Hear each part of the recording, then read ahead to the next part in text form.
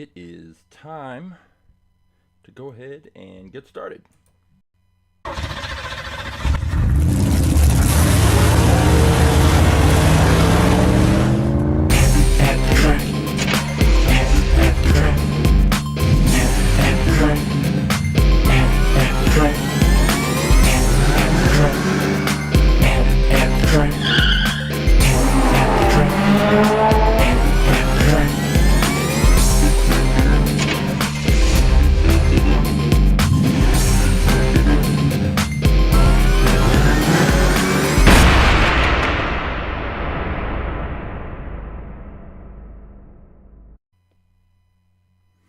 Hey, welcome to At The Track Live. My name is Coach James. I am the creator and lead instructor for All About Aerodynamics.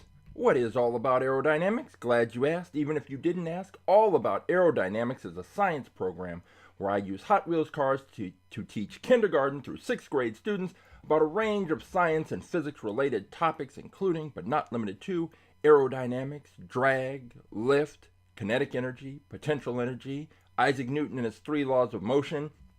We study the scientific method, friction, and forces of different types, elastic energy, elastic force. And after we have studied all the science, after we have conducted experiments to drive home those concepts, then and only then do I bring in about 400 different Hot Wheels cars, and each student gets to select a Hot Wheels car they think would be fastest in a series of races based on everything they've learned in the course. And once they have picked their cars, they examine their cars, they take pictures of their cars, they shoot a little video of the car, they check the year the car was manufactured, they weigh the car, they test the speed of the car, they make all of their observations, and then we set up a 1/64th scale quarter-mile drag strip, and the students race the cars, and they observe how their cars performed. Did their cars perform up to or below their expectations? And if they had the opportunity, would they select that same car or make a different choice? We have fun with Hot Wheels, we learn about science, and what could be better. So, if you would like more information about our science program, All About Aerodynamics, you can go to our website, aaerodynamics.com, or you can visit the Instagram account, and all the information is in the bio. You can find links to the website, you can send me messages, you can get more information and find out how to bring our science program to your school, or your organization, or your special event. And it is a great program, if I do say so myself, and your students will have a lot of fun and they will learn. But this is not all about aerodynamics. This is all about Aerodynamics presents At The Track Live. So what is At The Track Live? At The Track Live is where I get the opportunity to introduce Hot Wheels cars into the fleet, into the group of cars that I'm able to take for the students to use. So before I can do that, I have to make sure that I've cataloged the cars, that I know which cars I'm taking to the school so that I can make sure that I'm bringing that same number of cars back and I'm putting them in the right place so that they're easy to find for the next group of students. And in order to do that, I have cars in storage, Hot Wheels cars in storage, crates and crates of Hot Wheels cars unopened. And on At The Track Live, I open up those cars. We'll open up about 6 cars and take a look at those. And then since we have the cars that are being introduced into the fleet, they're already there, the track is set up, we have a little mini tournament and race those cars and see which car can become our daily champion or weekly champion. And then that car that wins the tournament and is the weekly champion will have the opportunity to face off against our fastest in fleet car. That is the car that was the champion from the previous week. And in the case of our fastest in fleet car, it is this car.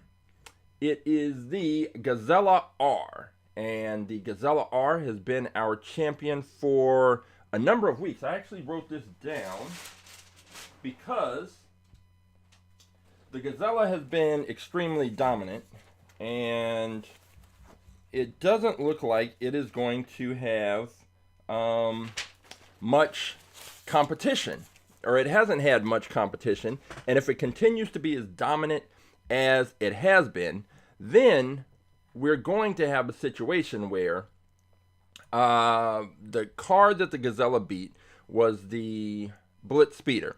and the Blitz Speeder was champion for 17 weeks. So what ends up happening is we're trying to knock off the Gazella R as the fastest in fleet car, but that hasn't happened. That just hasn't happened yet, and as the Gazella has become as dominant, seemingly, as the Blitz Speeder, the car that it beat, I decided that what we're going to do is, if the Gazella can make it to 17 weeks as champion, we're going to bring the Blitz Speeder back for a rematch. And we are going to have the Gazella R Blitz Speeder rematch for the fastest in fleet title. And so I did some calculations to figure out how long we would have to wait before the Gazella got to week 17 as champion. And it turns out that March 29th will be the episode where we will have Blitz Speeder versus Gazella. So if the Gazella doesn't get knocked off before March 29th, then we're going to have this super showdown rematch, which I am kind of looking forward to, but that's a long way to go because we're just beginning February. So can the Gazella stay on top for 2 months? I don't know, but it's looking pretty good. But you never know, because this is At The Track Live, and anything can happen once we put the cars on the track. And the reason why it's At The Track Live is because you have the opportunity to participate. If you go to AtTheTrack.live, you will have 3 options. You'll have the YouTube stream link, you'll have the Twitch stream link, and then you will have a third option that says choose a car. If you select the choose a car option, it will take you to this page. And once you are on this page, you can take a look at all of the cars that we have in the All About Aerodynamics At The Track Live fleet, which is currently, we are up to, there are 799 cars. Now, the last probably 4 or 5 cars that we raced last week, I haven't entered those in yet, but essentially, the next car that we introduce into the fleet will be car number 800.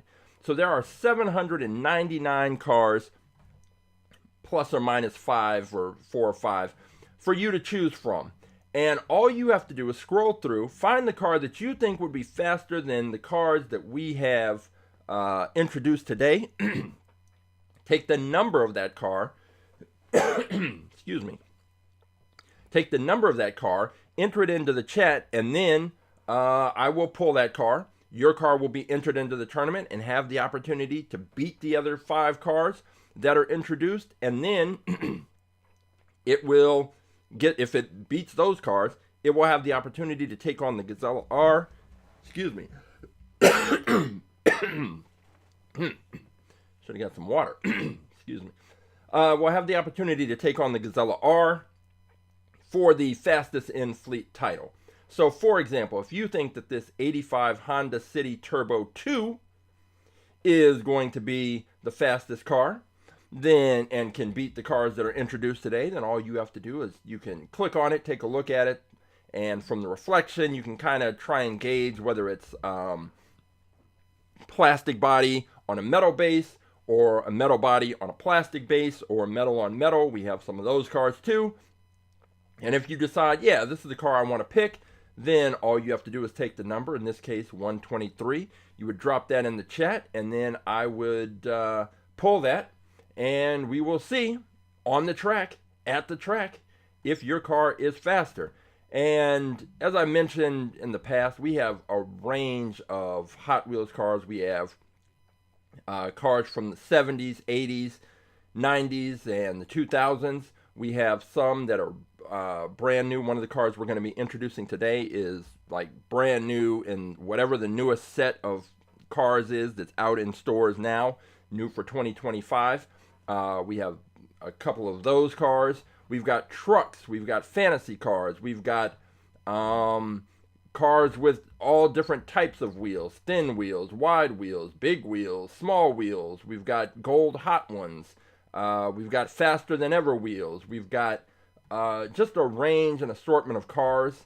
So there is a lot for you to choose from. And if you decide that you have found the car If you think it's fastest, like I said, just take the number. Maybe you think it's this one, which is one of my favorites. This might be of the newer cars that I have. I think this is probably one of my favorites. This '64 Riviera, Buick Riviera, with the it was one of the Hot Wheels art cars, but also the Dia de los Muertos edition. But I think I mentioned this a while back, but I liked this car a lot, and it turns out that there was a Ralph's Kroger's version of this car that was like an alternate version. And I told my mom, because we have, so Kroger's in California, Kroger is called Ralph's. And Ralph's and Food for Less both sell Kroger products. So if there's some kind of special edition, then I look for it in Ralph's, but whatever. I told my mom about it because she lives back east, and they have Kroger.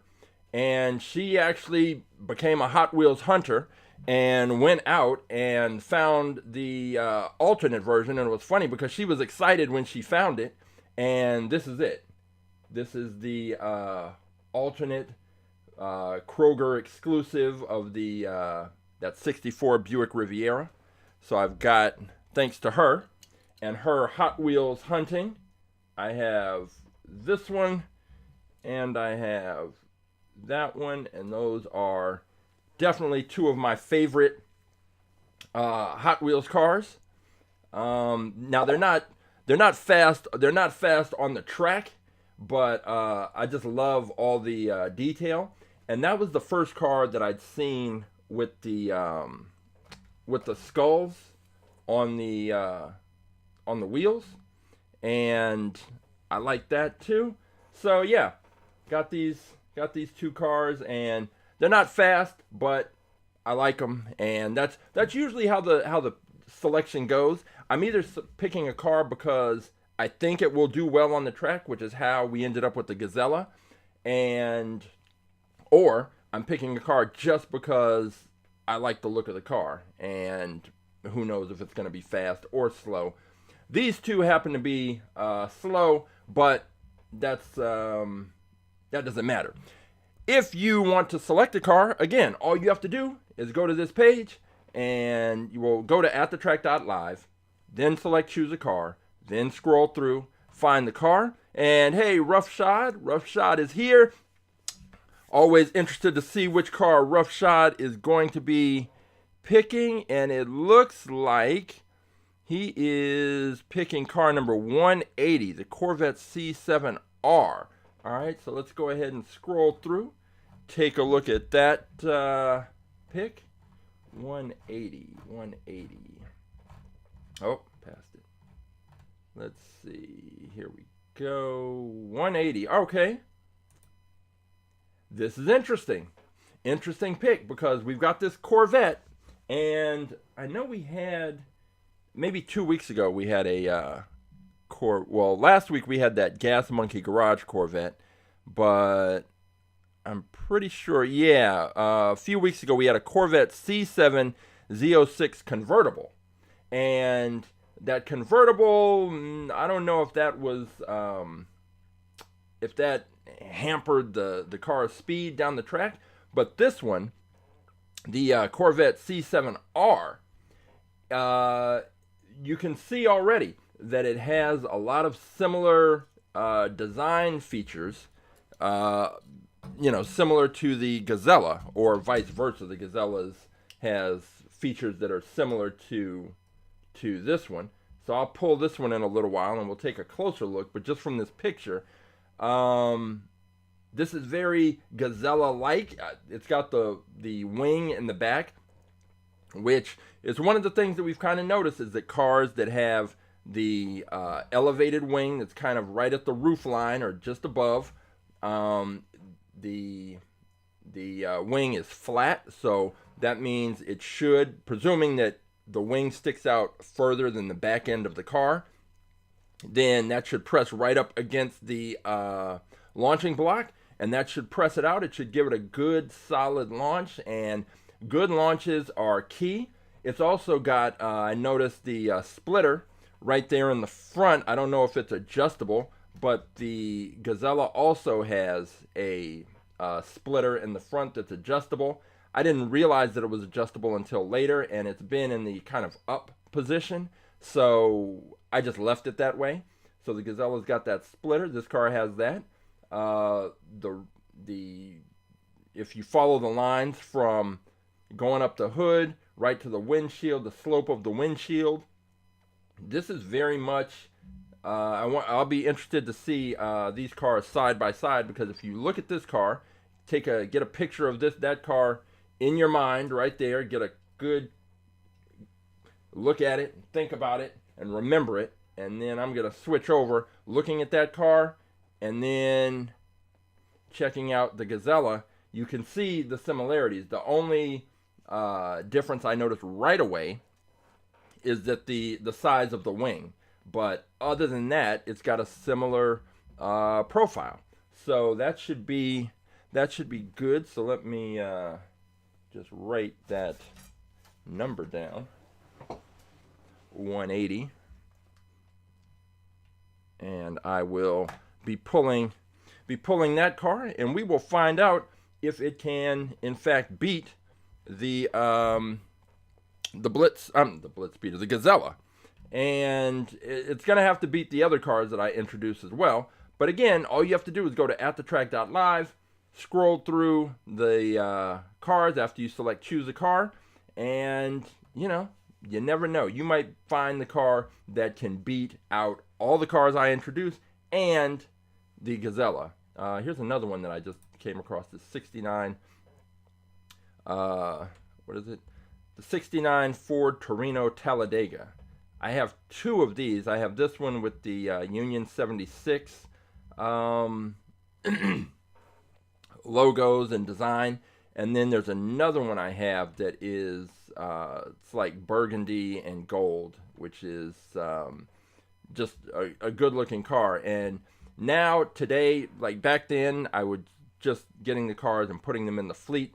But now I try to avoid having duplicates unless there's some actual difference with the cars. So go ahead. You have time to look through, make your selection, and drop the number in the chat, and I will pull that car. But in the meantime, we do have to introduce our new cars to the fleet. So I had a group of cars that I had pulled out earlier this week that I was like, okay, these cars will be good, and we will introduce those into the fleet. But this is, I had those cars set aside, but then yesterday I went over to the Dollar Tree, and I guess it's one of those right place, right times, because all the Hot Wheels, the pegs were full of Hot Wheels cars, and most that I hadn't seen before. So I guess there's the new cases of Hot Wheels cars for 2025 are starting to hit the shelves, at least in my area in some of these stores. So let's see. And the car that I picked up, I picked up a bunch of cars, but one, I figured if we're going to introduce the 800th car, it's sort of a milestone car. I mean, it's a big round number, that I saw this car and I was like, it makes sense. So the first car that's going to be introduced is this one, the Aerodynamic. I was like, it fits. All about aerodynamics, the Aerodynamic, and we are going to make this the 800th car. I'm going to crack this open, and we are going to find out a little bit more about this car, and if the Aerodynamic can be the car to take out the Blitzspeeder. There's a few reasons why I think it might have a shot at doing that, but you never know. Let's see. Roughshod said, narrowing down, the solid die-cast wing versus the plastic wing might have an advantage. Maybe. Yeah, we're gonna find out. And I think that's one of the interesting things, and that's what I tell the students, is that we're collecting information. The students get really caught up in, did their car win, did their car lose, and I've even had some students crying when their car loses, so I try to cut that off at the beginning by explaining to them that even if your car loses, we're still collecting information because we're observing how the car performed. And it's going to take hundreds and possibly thousands of races before we start to see trends. And when we see trends, then we can start to make determinations about which Hot Wheels cars are fastest and start to look at why they're faster, why we think they're faster, and try different things. And just in the course of doing At The Track Live, we have observed trends. And you can see in Roughshod's picks and that he's following the trend. He's seeing which Hot Wheels cars perform well, how they perform, and making selections that, take advantage of what he's observed and what we've been observing over the weeks and months of these cars racing. And so I've noticed also when other people make picks, they're looking at what's been successful, and the Blitzspeeder, the Gazella R have been our last two most successful cars. And so the picks tend to follow along those trend lines. Now, sometimes there are differences. Someone last week picked a car because it was faster on his track, but you got to observe. You got to see what's working on our track. Our track is different than gravity tracks, so we get different results. We're going to see what the aerodynamic is going to bring to the table. So let's crack this open. Take a look. All right, so this is interesting. So this car is, let's check the weight. Weighing in at 31.6 grams. And just to be clear and double check, the Gazella is 32.3 grams. So this car, the aerodynamic, is just a little, weighs slightly less. And let's go ahead and take a look at this one. Take that off the screen. And here we go. The aerodynamic. Now this is interesting because the base is metal. And we have a metal base. It's a light car. We have a metal base. All this red part is plastic, but all of the sort of turquoise, this blue, is metal. And it's one thing I do like is that the front wheels are protected. There are some cars that now I pretty much avoid these open wheel cars where there's nothing protecting the front wheel, because when they crash and hit the barrier, the axles bend and the cars are useless. But with this one may be fast. So let's go ahead and take a picture. Let me get the still picture of this car, and right here. And the open cockpit is it's one of those things, because we don't know when the air is traveling up. If this was like a covered cockpit area, then we know that the air would flow up and over. What we don't know is what happens here when the air gets to this point, and how that impacts the car. And speaking of how the air impacts the car, I am still waiting for the delivery of my Winsible 1/64 scale wind tunnel that I backed on Kickstarter. I mentioned last week that the company, there was some mix-up with, they claimed they didn't have my email address, so they couldn't verify my shipping address even though they'd been sending me promotional material for the last couple of months. But anyway, we got that straightened out.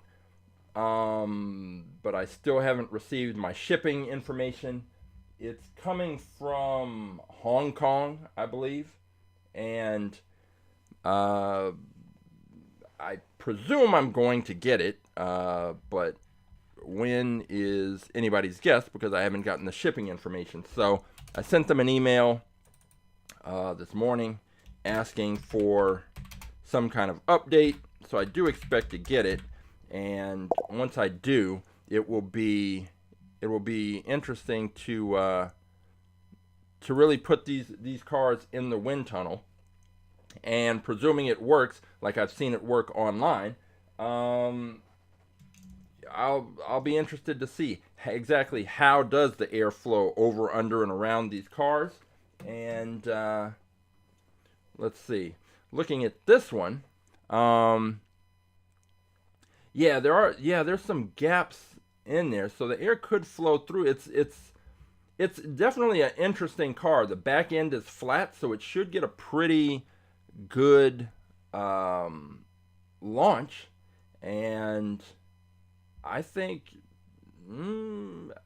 this car could do well. It's not too narrow. I like it. I like it all around. So that would be something if the all about aerodynamics fastest in fleet car was aerodynamic. So we will find out if that is the case. So that is our first car that is going to challenge. And let me see here. Check the year for the manufacturing. 2015. So that's interesting. So I guess this car has already been out, and this is just a casting of it. So let me, considering that it's been out before, I guess I should check to see if I have one. Let's scroll up.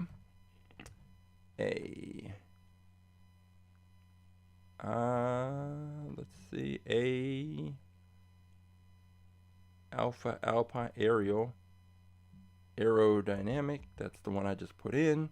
So no, we don't have one, but we have one now. We've got the aerodynamics. So that is car number 800, which is kind of wild. We've gone through that many cars. I think 450 or something that started with, but yeah, we're cranking through these, and this is definitely, like Roughshot said, this car is a contender. This car is a contender, and that's all you can hope for. So, all right, we have our first car, the aerodynamic, and it's light. So it's light, and it's got the right. It seems to have a pretty good aerodynamic profile. So we're gonna see. Next up, I had, here's another example of a car that I just liked, and there's no way I think it's going to be fast. I don't think it has a chance at all. Maybe if one day we have a luxury car competition and series of races, it could contend. But this one I just liked, and it is the 82 Cadillac Seville, and I just like the car. Don't think it's going to be fast on the track. If it is, I will be shocked and stunned. But let's go ahead and crack it open and take a closer look.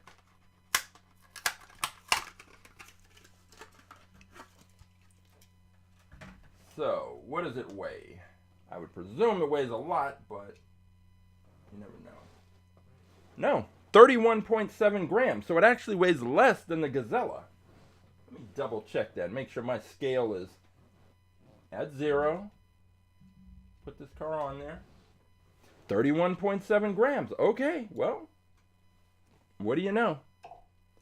The 82 Cadillac Seville. This is 80s 80s luxury personified. Had one in blue. Roughshod had one in blue when he was a kid. Yeah. I have one, but it's not an 82. It's like man, it's some other old large Cadillac, but this one, they have the metal flake in the paint. I like that. It's a nice looking car. Not gonna be quick. They've got the red interior. They actually did the tail lights, gave those a little color. So let me get that one in here. Car number 801. I'm looking at the back end. Oh, look at, they even put a little Hot Wheels logo, the license plate. It's funny. I was at the Hot Wheels Legends tour last year, and they had some Hot Wheels designers there that you could talk to, and I talked to the guy who designed the Donut Drifter car. Oh, get my name off there.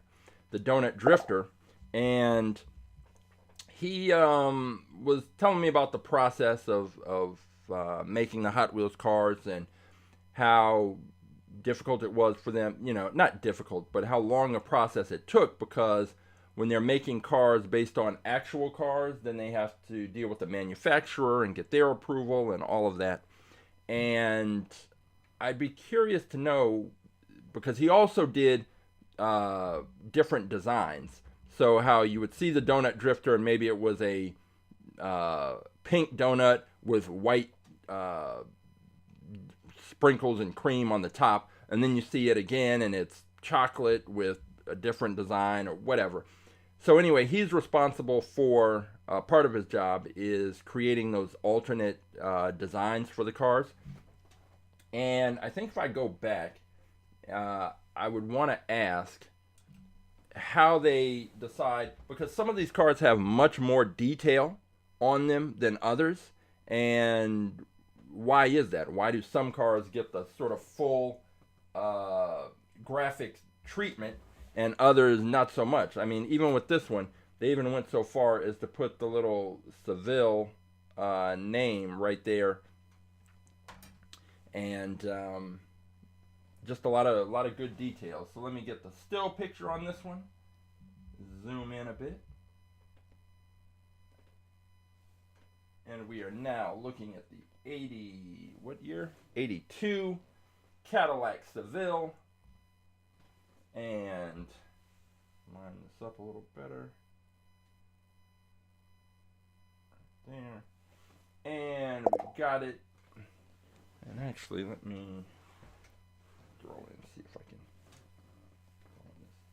lighten it back.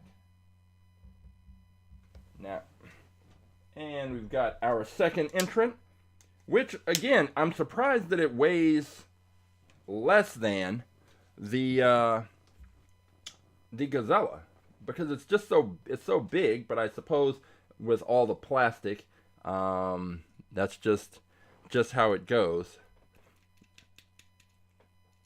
Yeah, Roughshot's saying they do the same thing with action figures, and just the cost. Some of them get a lot of details, accessories. I know with some of the, especially like with the wrestling figures, some of them have cloth accessories. Others have just like that hard rubber. So let's see. The manufacturing year on this is 2011. So we'll get that in. So we've got the 82 Cadillac Seville. We've got the Aerodynamic. We've got the Gazella, and we've got Roughshod's Corvette that I will pull in a little while. So we've got 3 contenders. If you want to select a car, you still have plenty of time. Just go to AtTheTrack.live, select choose a car, find the car you want, and drop that in the chat, the number, and I will pick that up. All right, let's see. All right, so maybe there's a kind of a Corvette theme. So let's see. Let me check, because I've got another Corvette here, but I want to make sure that we don't already have one. So let me go up and double check. 80. we do not. So the next car up is going to be this 84 Corvette. And yeah, definitely remember this model. If anybody ever watched the A-Team, this is different color scheme, but similar model to the one that, what was the name, Face drove in that series. Might have been a little earlier, because I think the A-Team came out in 83? I don't know. Anyway, he had a car similar to this, the 84 Corvette. We're going to drop this in to put it on the scale, see how much it weighs, and then we will see. All right, let's see. We've got the 84 Corvette. We have quite a few Corvettes as well. I don't know that we have as many Corvettes. We definitely don't have as many Corvettes as Batmobiles. That's a fact. It probably goes. This one's 31.7 grams, so exactly the same weight as the Cadillac, which is also lighter, makes it lighter than the Gazella. So right now, every challenger for the Gazella, I don't know what Roughshod's Corvette is going to weigh, but right now every car weighs less than the Gazella, and it's not a guarantee that that's going to make a difference, but it is interesting because the Gazella is usually, if not the lightest car, it's one of the lightest cars, but not the case today. So let's go ahead and take a look at this 84 Corvette and get this lined up here. Take that still picture. Got that, and then let's get the video going here as it comes around. And here we go. All right, so let me enter this in. We are at car number 802. Wow. 802. Yeah, this is definitely a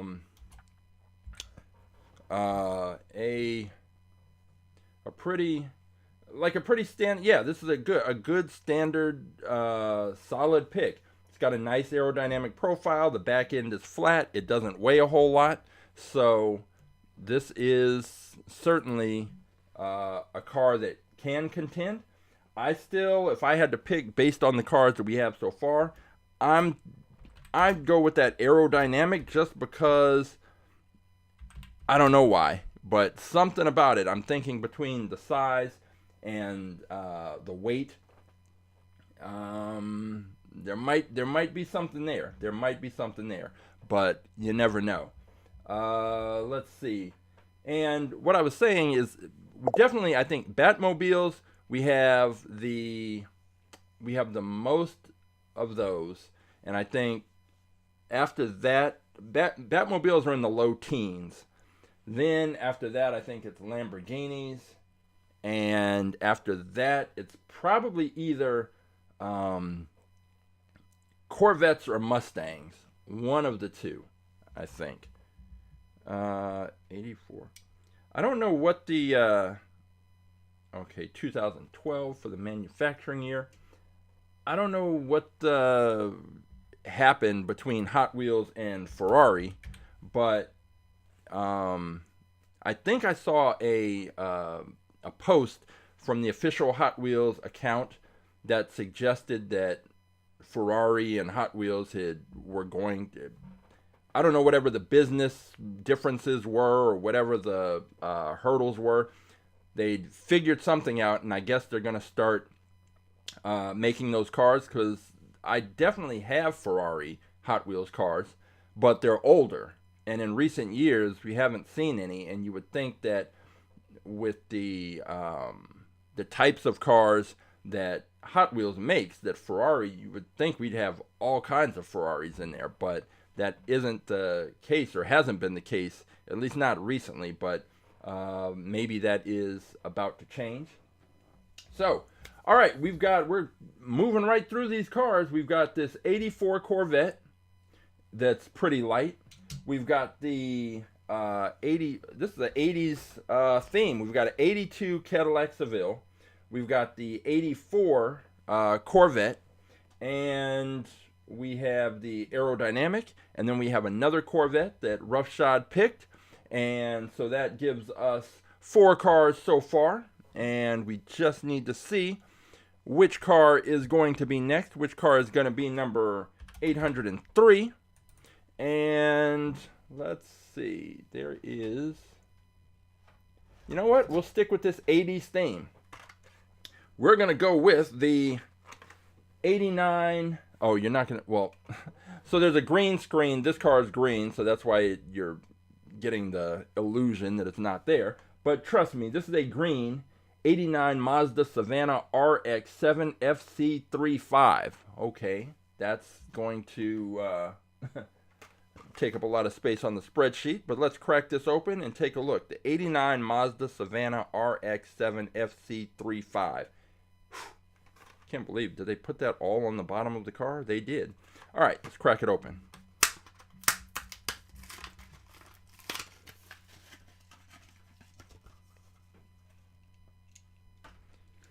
And this car weighs in at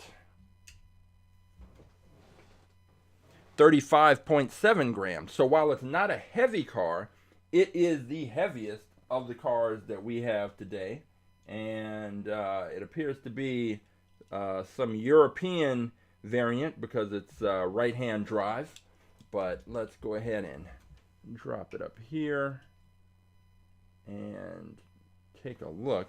I'm starting to think that maybe the reason why these cars have this a certain level of detail is because they're in this special 80s collection. So that Cadillac Seville, the Corvette, and now this Mazda are all in the same special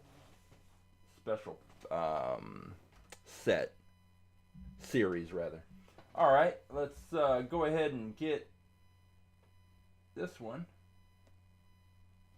Shoot that video, enter the information into the spreadsheet. This is car number 803. This is the 89 Mazda Savanna RX-7 FC35. Make sure I got that in there correctly. 89 Mazda Savanna RX-7 FC35. Got that. And yeah, more detail on the tail lights, multicolored. The little Hot Wheels logo on the license plate, which is got a different color. Nice metal flake paint job. We've got the gold wheels. I like this. This is a good looking car, and like Roughshod said, it's just solid. It's a good solid pick for the track. Don't know if it's going to be particularly fast, but it seems like this car and that Corvette, solid picks, and I wouldn't be surprised if it did well. And who really knows? But this is it. Let's see. Roughshod asked, "Are the windows open?" Yes, the windows are open. Let's see. Right. Yep. Windows are open, and that's another thing that we don't. When these cars are moving so fast, that when the windows are open, there is an opportunity. Just like in your car, when you're going down the street at speed, you lower the window and the air comes rushing in. These cars are moving so quickly. If the air comes rushing in, is that going to effectively slow the car down? And that is the question, and that's one of the things I'd like to. I can't wait to get this wind tunnel so I can actually take a look at some of these things that we are, have these theories about when it comes to racing these cars. And let's see, get this picture here. We have the Mazda Savanna RX-7 picture. Car looks good. We now have 5 cars. We're going to introduce one more, then I'll grab Roughshod's pick. And let me just check the year, the manufacturing year on this one, 2019. So enter that into the spreadsheet. And that's just one more piece of data that helps me identify the cars. And let's see here. All right, we have that one. Trying to decide if I should grab one of the cars I picked up from the Dollar Tree, or leave that one for later. Now this one I did pick up. This isn't going to. It's not going to race because the whole thing with the open wheels. This is the Gotta Go. It's the one with the toilet on the back. I have this version, but I kind of like this one, this orange and black. I don't know who. It says it's part of a series called Hot Wheels Designed By, and it says your favorite Hot Wheels designers, their favorite designs, and I'm not sure who did this. There's a name on here, Brendan Vatuski. I suppose that's a Hot Wheels designer, and I'll show you this one. We'll take a closer look at the Gotta Go, and it's just one of these kind of quirky theme cars, and this theme is a toilet, and the in the back end, the toilet lid lifts up, and that's the gimmick. But what's also interesting is it has the toilet in the back, the Gotta Go, right?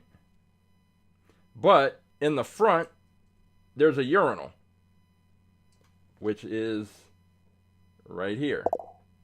So they Roughshod says they have a monster truck version of this, which I haven't seen that, but usually I don't really look at the monster trucks that much, but I might have to take a look and see the Gotta Go monster truck, because actually when my son was little, he went through a monster truck phase, and we would we went to Monster Jam, which was a lot of fun, and he had, I remember, El Toro Loco, Gravedigger, of course, and a few others. But yeah, the Gotta Go. So the reason why I'm not putting this in the fleet to actually race is because, once again, these front wheels are not protected.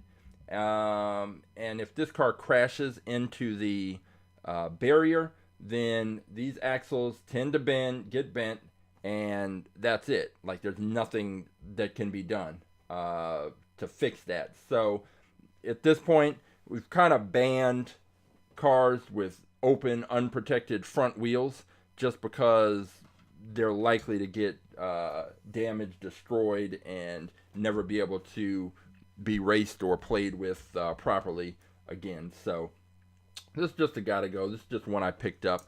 But my other point was that I picked this version up yesterday, and it's got a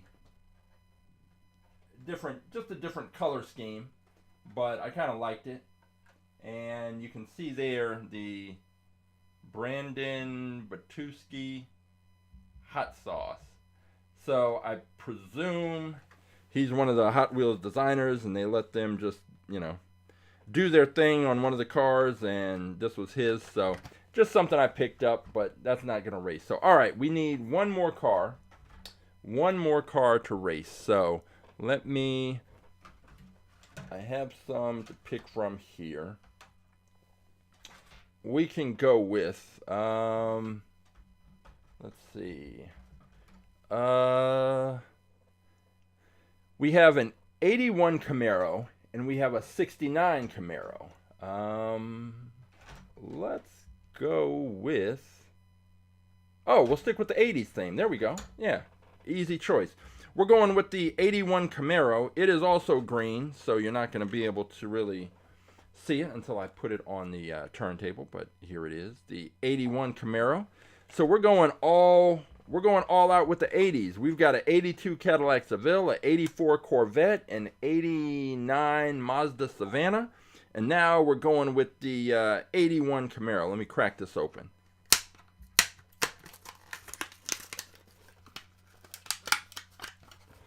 There was a point earlier on with AtTheTrack.live where we had a 90s theme for a few weeks, but not the 80s. Okay, this car seems heavy.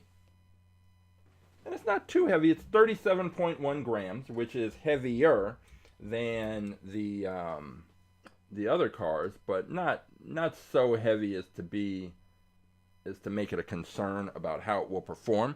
So let's go ahead and take a look at this one. We have this 81 Camaro, and I know that when we get to the track, I'm not going to remember the years on these, but this is the 81 Camaro. I'll go ahead and get the still picture first. There we go.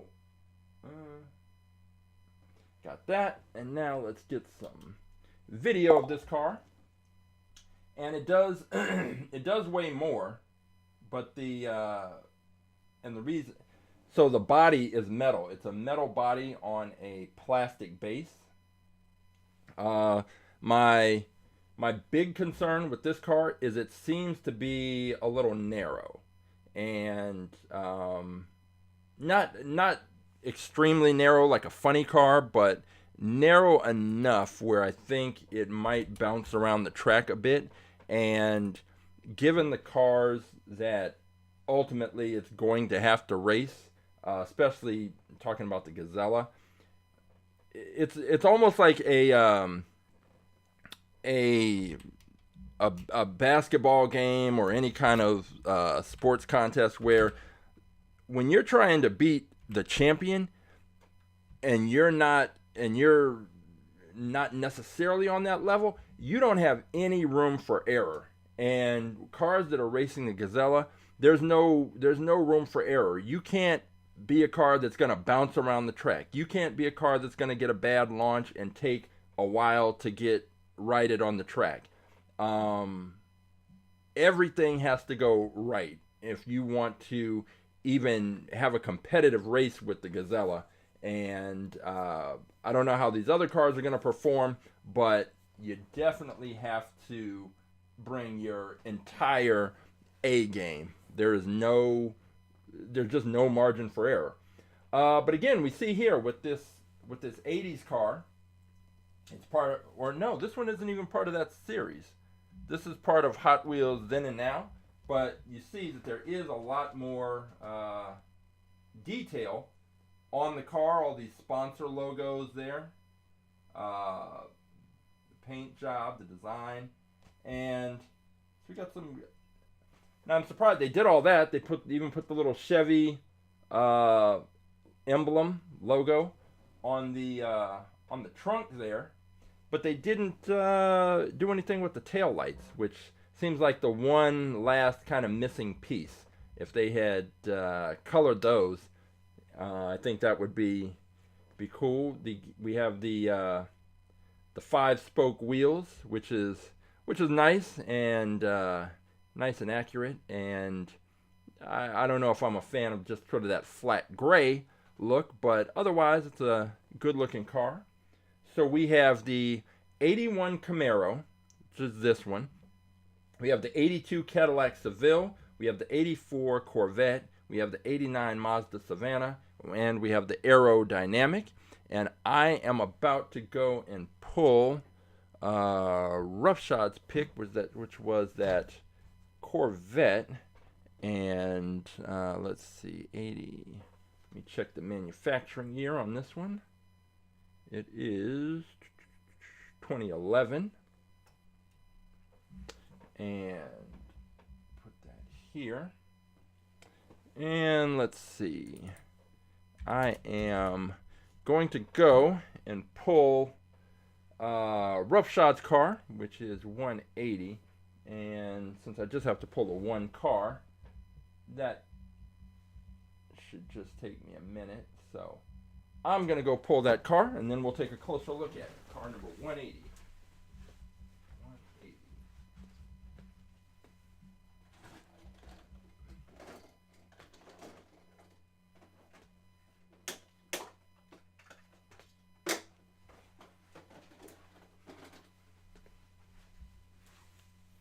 Okay, got car number 180 right here, and yeah, this is okay. Roughshod has made a quality pick today, and let's see, the weight of the car, 28.6 grams. So definitely, what did the I'm double checking to see what the aerodynamic weighed.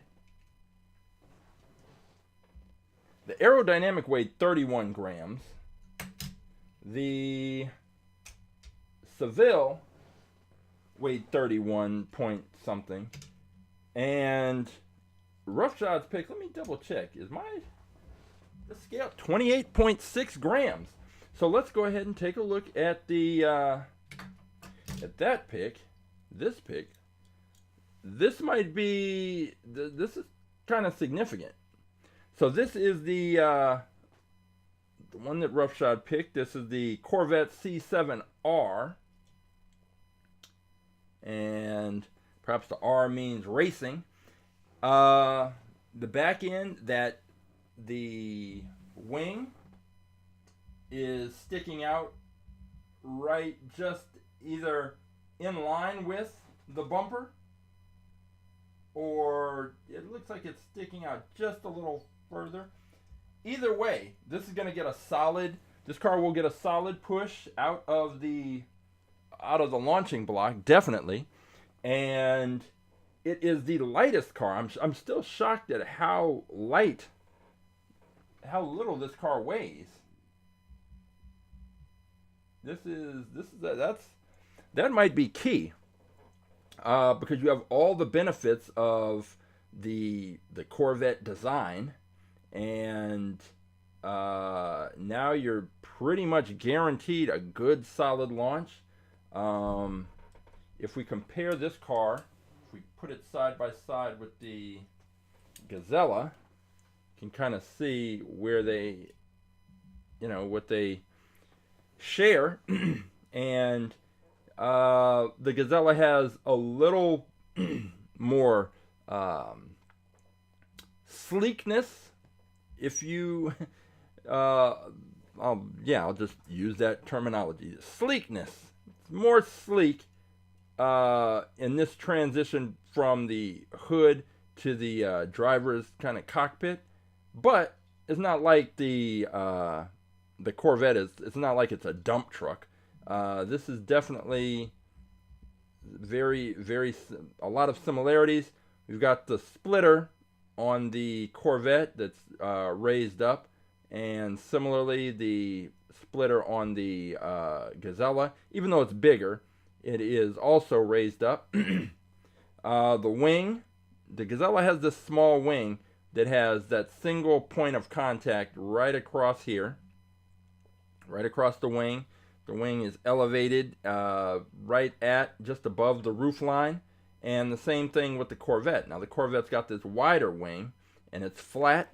So this is looking like it should be a really good matchup. But one of the things to watch is the fact that this Corvette only weighs 28 grams. And that could be significant. But we will find out when we get to the track. So there's the Gazella and the Cadillac. And it's, maybe we get that matchup. It is, just as a kind of casual observer, it feels like that's a matchup we could be seeing in the finals. But we never know. We have to actually race the cars, and we will be racing the cars.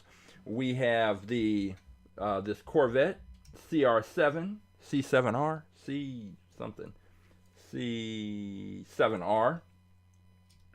Corvette C7R. We have the 84 Corvette, we have the 82 Cadillac Seville, we have the 89 Mazda, the 81 Camaro, and the aerodynamic car. So we are set up to have a good series of races. We've got more than a few cars that we just don't know how they're going to perform, that I'm excited to see what they do on the track. And we will be heading right over to the track in just a moment.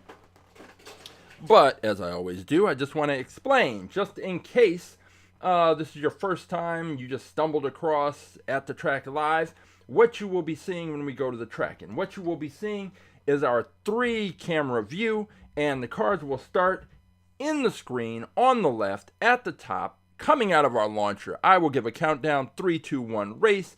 I will hit the switch. The cars will come firing out of the launcher. They will come from top to bottom. They will pass out of the bottom of the screen on the left. They will show up at the top of the screen in the middle section of our track. They will come from top to bottom. They will come flying through the screen. They will show up at the top of the screen on the right. That is our finish line camera.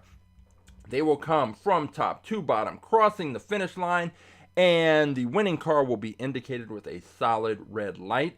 The losing car will be indicated with a flashing red light. So solid red light indicates the winning car, flashing red light indicates the losing car. And it's just that simple. Now, our races are best 2 out of 3. The cars will switch lanes after each race, and we will determine our winner. Now, if a car crashes, then and only then do we restart the race. We throw out the results, restart the race. But if a car crashes 2 times consecutively, then unfortunately that car is disqualified, because if a car crashes 2 times consecutively in exactly the same way, there's some problem between the combination of the car and the launcher that is not going to be resolved just by running the car, just running the races again and again and sending it through the launcher. There's usually something going on with the car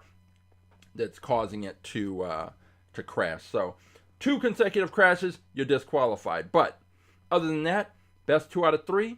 If you win 2, you get to move on, and you get to move on until we have a champion. That champion will take on the Gazella R for the fastest in fleet title. So we have our cars picked. We have the track set up. We are ready to go. So I will see you over at the track in 30 seconds.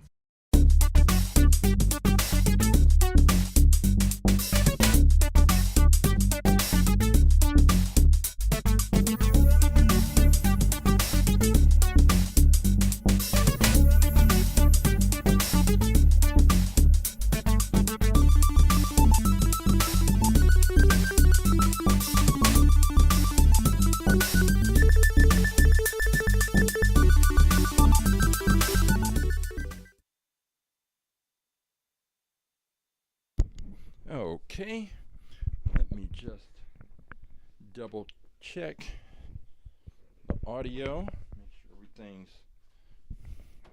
as it should be. From that standpoint, 1, 2, 1, 2. Yep, audio's good.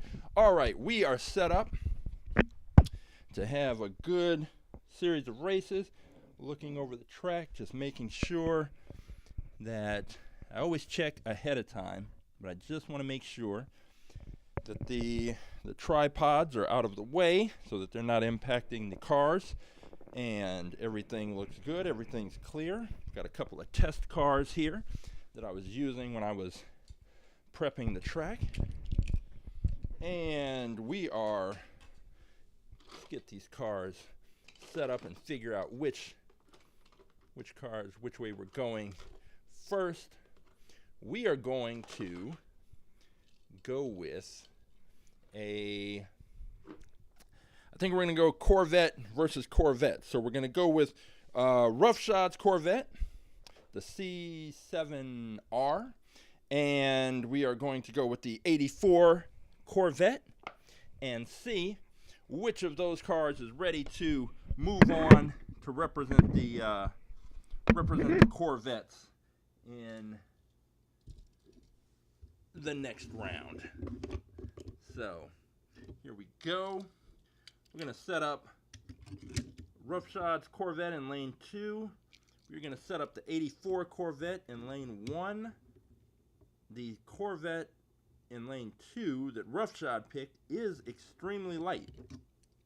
Shockingly light. 28 grams, 28.5 grams. So, here we go. This is the first race of the day. We've got the Corvette C7 R in lane 2. We've got the 84 Corvette in lane 1. Race 1, here we go.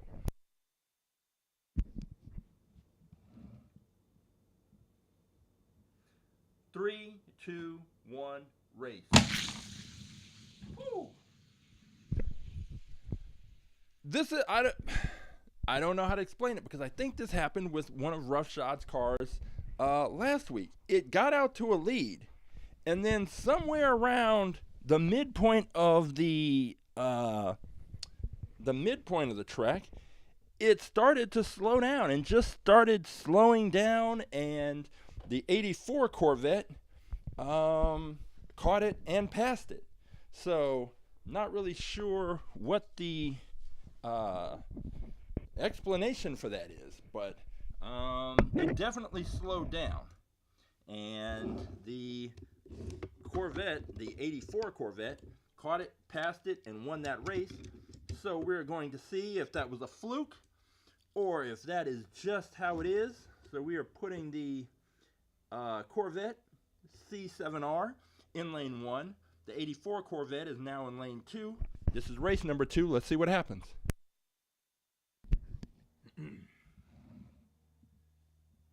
Three, two, one, race. Woo. Now that one, the cars, I'd say for the first third of the track, they started off, they were kind of even. And then the 84 Corvette just started pulling away at the midpoint, and it wasn't a blowout, but it stayed ahead and maintained its lead.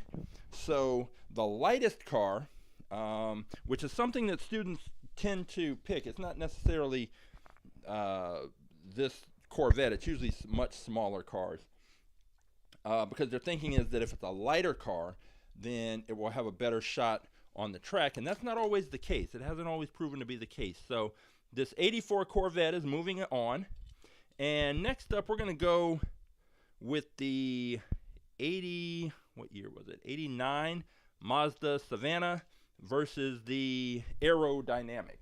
So let's see this car. I'm very curious to see what it can do on our track. It's car number 800, and it would be fitting if the car that won the tournament was Aerodynamic, and that was the name. All right, so we're going to put Aerodynamic in lane 1. We're going to put the Mazda in lane 2. Cars are lined up. They're ready to go. Here we go. Race number 1. Aerodynamic versus the Mazda. Aerodynamic lane 1. Mazda Savanna lane 2.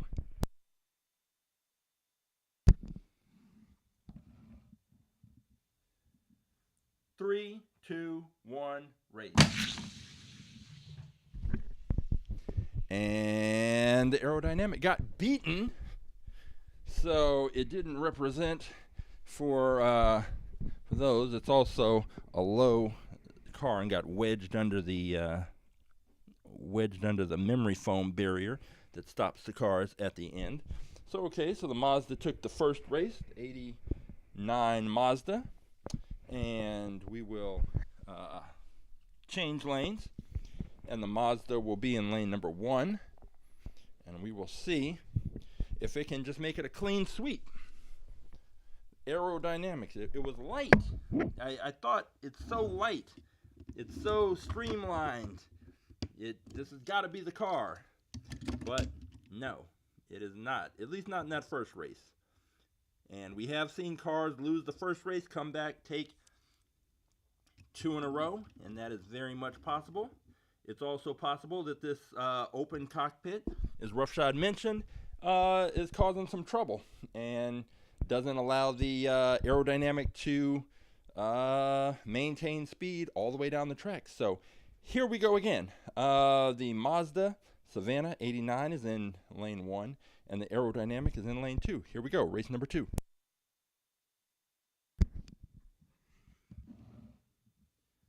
Three, two, one, race. Aerodynamic kept the race close, but did not win. And so far, these 80s cars have taken the first 2 races. We've got the 89. Look at it. Aerodynamic got wedged under the memory foam once again. All right. So we've got the 89 Mazda Savanna RX-7 FC35. And we have the 84 Corvette. So next up, it's going to be, well, definitely the second round is going to be all 80s cars because that's all we've got left. So right now we're gonna go with this 80. What was it? The 81 Seville, 81, 82, whatever it was, and no, it's the 81 Camaro, 82 Seville, I believe. Either way, it's going to be Seville versus Camaro. And if this big Seville ends up being fast, I'll be blown away. But we are lining it up. The big Seville, the Cadillac, 80s luxury. It's got a sunroof. It's got a burgundy interior. This is the epitome of 80s luxury. And we've got the 81 Camaro right here ready to race. And looks like it's trying to leave the start line a little early. Let me get it lined up just right. Cars need to be pressed up right against the launching block in order to have a good solid, I want them to have a good solid launch. All right, we've got it. We've got the Camaro in lane 1. We've got the Cadillac Seville in lane 2, race 1. Here we go.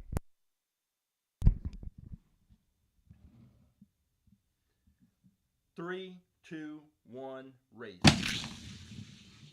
Oh! I thought the Seville was gonna pull it out. It was leading, and it was close, and then ultimately, the Camaro took it at the end. That's one of the closer races that we've had and will have. Let me reset the finish line. Oh, the Camaro. I mean, the Seville, it was close, but the Seville, I did notice, was kind of bumping around the track, something that narrow cars do. Even though it's not too narrow, but it was narrow enough that I noticed that it was shaking and bumping back and forth. But we are going to switch lanes. And then we will see which of these cars is going to move on to the next round. So we've got the, let's see here, we've got the Seville in lane 1, and we have the Camaro in lane 2. This is race number 2. Here we go.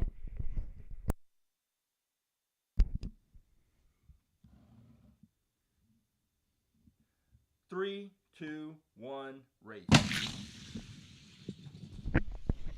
Oh, and that time it wasn't even close. The Camaro took off, grabbed the lead from the beginning, and never looked back. So that was a kind of brutal ending for the Cadillac Seville's day, but it's fine. It was never a car that I expected to be fast in the first place, so it lived up to those low expectations. All right, so now we are down to all 80s. This is the 80s mix. So we have the 81 Camaro, we have the 89 Mazda Savanna, and we have the 84 Corvette. So let's go ahead and go Corvette versus Camaro. and we will see which one comes out on top. All right, we have the Camaro will be in lane number 1. Get it lined up. And then we have the Corvette in lane 2. Get that one lined up properly. All right. Corvette doesn't want to stay in place. It's sometimes hard to get these cars to stay pressed right up against the launching block. They roll forward just a little bit. And I don't want to leave a gap between the car and the launching block, because in that case, the launching block punches the car instead of pushing it, and we get a whole different kind of result. So, all right, we've got the Corvette, the 84 Corvette in lane 2, the 81 Camaro in lane 1. Race 1, here we go. 3, 2, 1, race. Woo. Okay, so the Camaro was beaten by the Corvette. And the Camaro, what I noticed was it came out of the blocks, came out, and it was kind of, the back end was fluttering around. It was almost kind of like fishtailing, but it never was able to get itself straightened out, or at least it didn't get straightened out in time enough to take out the Corvette. So it is going to have a better launch, because it's really, the cars get shot out of the launcher. But the question is, it's a violent, when you look at it in slow motion, it's sort of a violent explosion out of the launcher. And then the question is, which car can right itself, can get itself straightened out, and then proceed down the track the fastest. So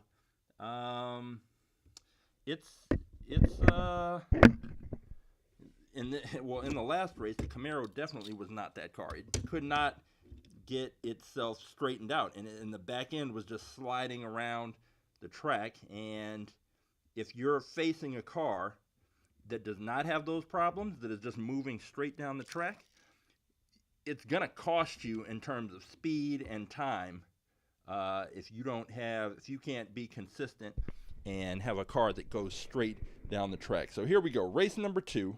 Cars are lined up. We've got the Camaro in lane 2. We've got the Corvette in lane 1. This is race number 2. We're gonna find out if the Corvette is moving on, or if the Camaro is going to force a third and decisive race. Here we go.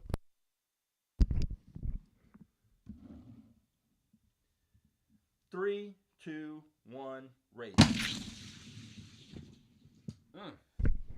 That one was close. The Camaro actually hung in there with the Corvette, but the Corvette still pulled it out. And so 2 races to none. The Corvette is moving on to the finals against the Mazda, and we are going to find out which of these 80s cars is going to be the one to take on the Gazella and challenge it for fastest in fleet supremacy. So we are down to the 80s. Welcome to the 80s. This is the 89 Mazda against the Corvette. Let's see, we're going to put the Mazda in lane 1. The Corvette will be in lane 2. Cars line up perfectly. We are ready to go. Mazda, 89 Mazda lane 1, 84 Corvette lane 2. This is the finals. Here we go.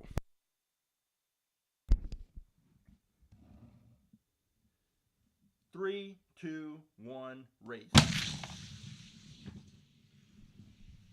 Wow. That was close, and if not for the finish line, I wouldn't know who won, but the Mazda took that race. These cars seem equally matched. I don't know if they are faster than the Gazella. We will find that out soon enough, but that was a great race.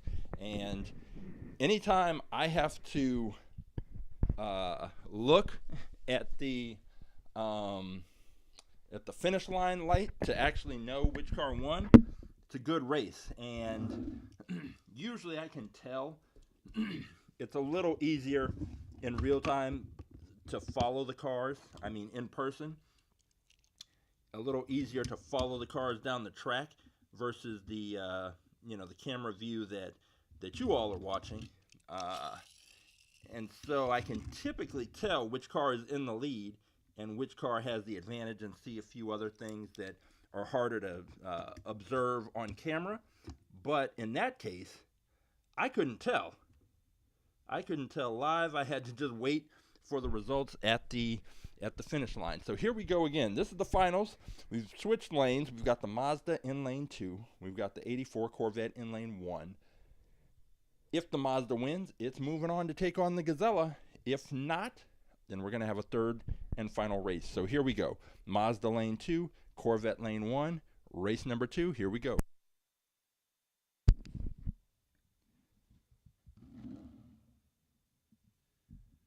3, 2, 1, race.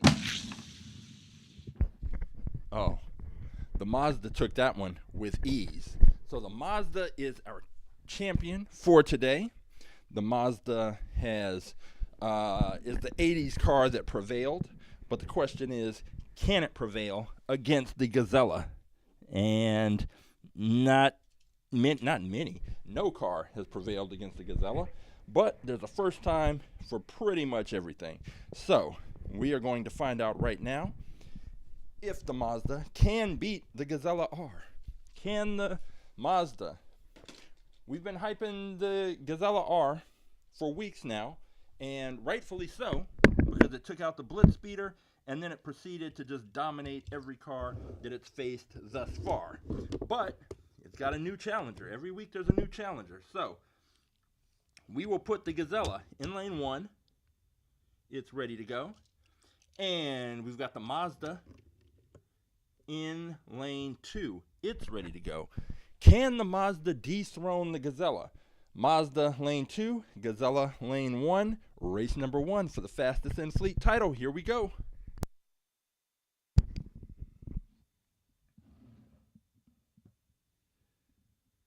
Three, two, one, race.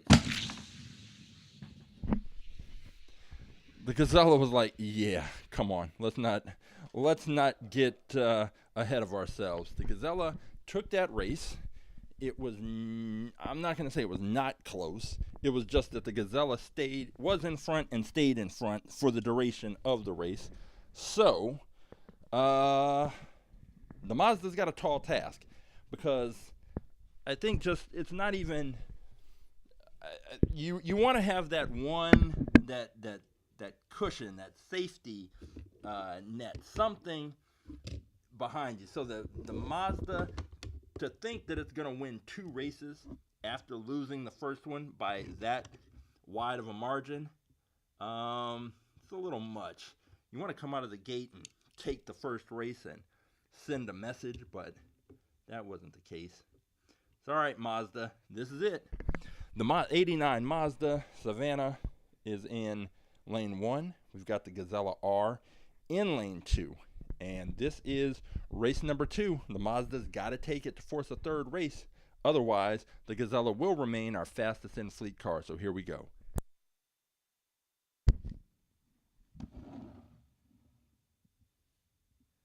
Three, two, one, race.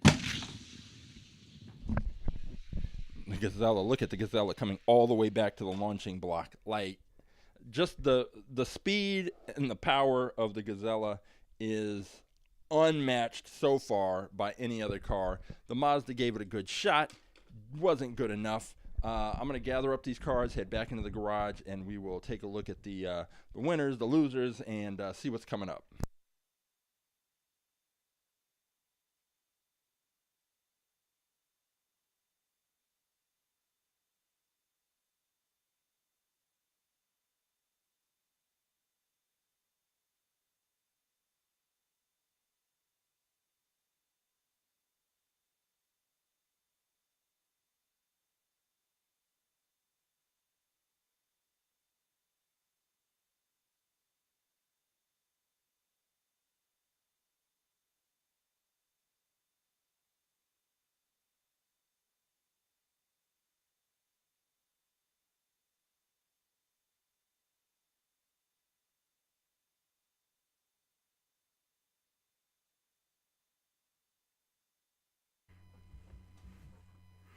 So we had more absolute destruction and domination from the Gazella. It is, I mean, it's just fast, and even when we have cars that that appear to be fast, when they match up against the Gazella, they just look average at best. So I think that Camaro did okay, but the problem the Camaro had is, and if we look at it, let me take this, switch to this view. With the Camaro, you can see that it's, and maybe you can't, it's a little hard to see, but it's wider at the back than it is at the front. It gets a little more narrow in the front. And what the Camaro was doing as it was coming down the track is that the back end, it was shaking back and forth like that. And I presume that the whole car was bouncing back and forth. It's just they're moving so quickly, it's hard to tell. But it just didn't stay straight enough on the track. Cars that are fast, like the Gazella, when you watch it race, you don't see a lot of side-to-side movement. You don't see it kind of bouncing back and forth. It ends up righting itself on the track because, again, when the cars come out of the launcher, they fly up in the air, they go to the side, they do all kinds of things. But just before they hit that first barrier, they have to get right. And some of the cars just start bouncing around. The Isaac Newton's third law of motion, for every action there's an equal and opposite reaction, and they hit one side, they hit the other side, and they're coming out with so much force that action reaction just continues to happen over and over all the way down the track. Meanwhile, any car that can stay on the track, stay solid, stay straight, will usually do pretty well. Now, what is interesting is that Roughshod's pick, this Corvette, this car, it's weird, but, maybe there's something there when we talk about observing things. This car did well, sort of. It just slowed down. It took off well, but then towards the back end of the track, it just slowed down noticeably. And I believe it was racing the other Corvette, the '84 Corvette. It just passed it. And like I mentioned last week, see, unlike like on a gravity track, as the cars come down, gravity is working with the car, so they're gaining speed. On our track, the cars aren't going to gain any more speed than what they start off with. And in fact, they're losing speed as they move down the track because friction, gravity, drag, all working against the cars. And the fact that this car slowed down so much, I want to say the only thing I could attribute that to is the weight. And it's a light car, and there might be something to having enough weight to sort of keep that momentum going. But if a car is too light, it's going to be impacted by, again, drag, friction, and gravity to a greater extent. I don't know, but this car definitely slowed down toward the back end of the track, and that '84 Corvette just went right past it. So there may be a point where a car is too light, and most of the cars that have done well have been in that range of 32 grams to 36 grams. Now, I don't post the weight on there, so there's no way that anyone can know. So really, when people are picking cars, they're only picking based on what they can observe from the picture, which is only a few factors, and it's not necessarily all of the factors that will come into play to make one car perform better than better than some of the others. So this car was a bit of a surprise. We had the aerodynamic, which I was hoping for more from. It didn't do much of anything. It was light. I think I'm kind of in agreement with when Roughshod mentioned about I think if this had a canopy right here, then maybe we get different results, possibly.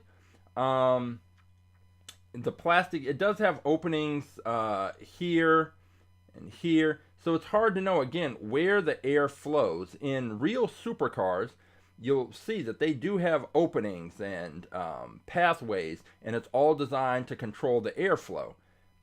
I don't know how necessarily that works with these cars.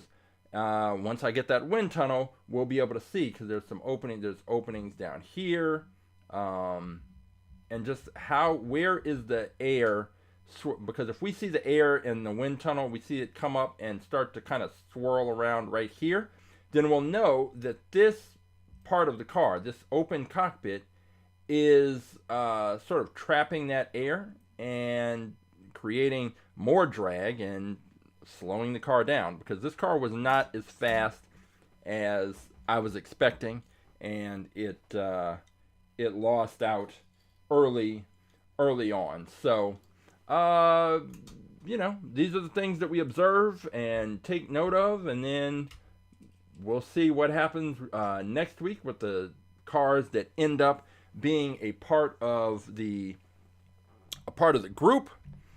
But we are up to 804 cars in the fleet. I have to do a little bit of work to add the cars from last week and this week and get those in there so they are available to be picked and officially in the fleet. But there are definitely, I have at least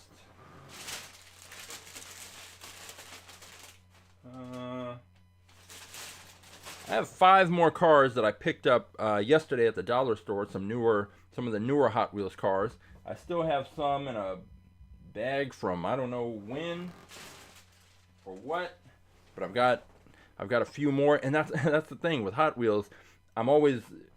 I start to wonder, why can't I work my way through the storage, the cars that I have in storage? Well, it's because every time I go to a store, I'm going down the Hot Wheels aisles and flipping through the pegs and looking to see if there's a car that I don't have or a car that I like, and I pick it up. So, before I can get back to the storage, I've got bags of cars that I recently purchased. So it is what it is. Hot Wheels enthusiasts and collectors understand how it goes, and we will be working through these cars, but it's just great because it gives more. We have more cars to race, and that means that that kind of ensures and guarantees that there will be future episodes of At the Track Live, which there will be every Saturday at 11 a.m. Pacific. And again, if you would like more information about All About Aerodynamics, our science program, you can find that at aaerodynamics.com, or you can go to the Instagram account, AA Aerodynamics, and all the information is there in the bio. And if you want to contact me to ask me some more questions, go ahead. If you want to select a Hot Wheels car, and let's say you already know which car it is, you know that